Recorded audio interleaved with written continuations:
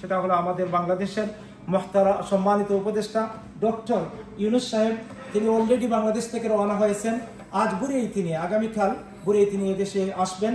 আমরা হেফাজতে ইসলাম ইউকের সাংবাদিক সম্মেলনে আমরা মূল বক্তব্যটা হলো যে আমরা তাকে স্বাগত জানাই এবং এদেশের রাজা কর্তৃক তাকে যে অ্যাওয়ার্ড প্রদান করা হচ্ছে এটাকেও আমরা স্বাগত জানাই এবং দেশের স্বার্থে, দেশের স্বাধীনতা সার্বভৌমত্ব রক্ষার স্বার্থে মুক্তিকামী মানুষ যে তাকে যে দায়িত্ব দিয়েছে, আমরা হেফাজতে ইসলাম বাংলাদেশ এবং এদেশে আমরা তাকে সমর্থন করি এবং তার পাশে আমরা দাঁড়াতে চাই।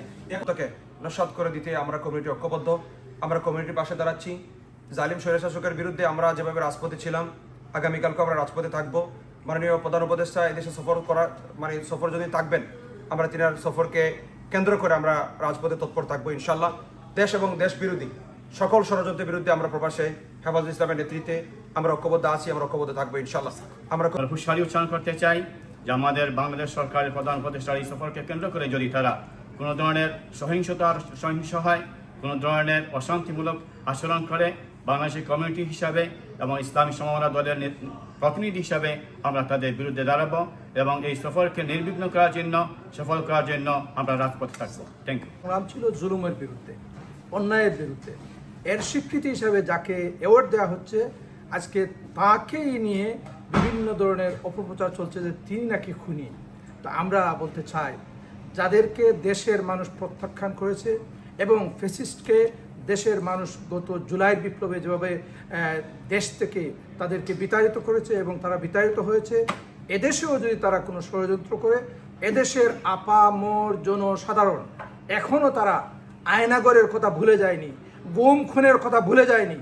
সেই দুঃখ কষ্ট মনে নিয়ে তাদেরকে প্রত্যাখ্যান করেছে, এদেশেও তাদেরকে প্রত্যাখ্যান করা হবে।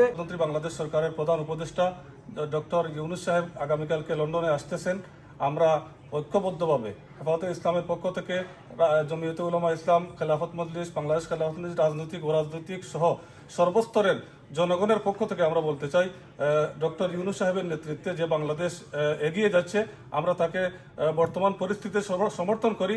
কারণ মুসল্লিগণ আগামীকাল ভোর 6টার সময় রওনা দিবেন।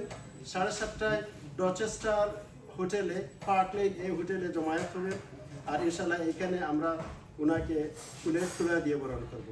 Thank you. স্তরের কমিউনিটি নেতৃবৃন্দ বাংলাদেশিরা ঐক্যবদ্ধ। বাংলাদেশের ফ্যাসিস্ট পতনের পর যে সরকার গঠন করা হয়েছে, সেই সরকারের প্রধান উপদেষ্টার সাথে প্রবাসী বাংলাদেশিরা ঐক্যবদ্ধভাবে কাঁধে কাঁধ মিলিয়ে থাকবেন এবং আগামীকালকে যারা প্রধান উপদেষ্টার এই সফরকে নস্যাৎ করার জন্য অপচেষ্টা চালাবে, তাদেরকে প্রবাসী বাংলাদেশিরা প্রতিহত করবে ইনশাআল্লাহ।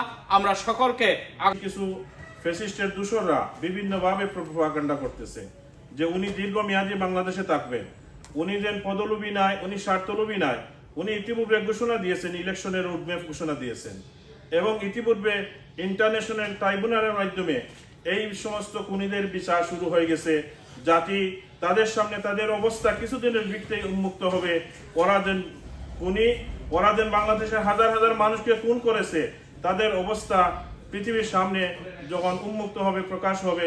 ওরা এই জন্যই এই ডক্টর ইউনূস সাহেবের বিরুদ্ধে ওরা বিভিন্নভাবে প্রোপাগান্ডা চালিয়ে যাচ্ছে।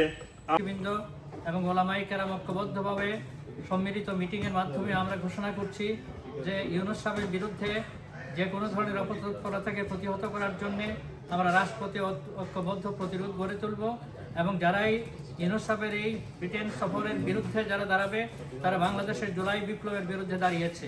যারা আজকে ইউনূস সাহেবের সফরের বিরুদ্ধে কথা বলবে, তারা শেখ হাসিনার পতিত স্বৈরাচারকে আবার নতুন করে পুনর্বাসনের জন্য চেষ্টা করছে। জুলাই বিপ্লবকে ভালোবাসেন, জুলাই শহীদদের স্মৃতিকে যারা বুকে ধারণ করেন, সেই সব মা বোনের কান্নাকে যারা এখন পর্যন্ত স্মৃতি থেকে মুছে দিতে পারেননি। اللهم احفظنا واحفظ اخوانا اخواتنا في بلادنا بنغلاديش، واحفظ اخوانا اخواتنا في فلسطين، واحفظ اخوانا اخواتنا في كل مكان. اللهم انصرنا واياهم فإنك خير الناصرين، واحفظنا واياهم فإنك خير الناصرين، وامكر لنا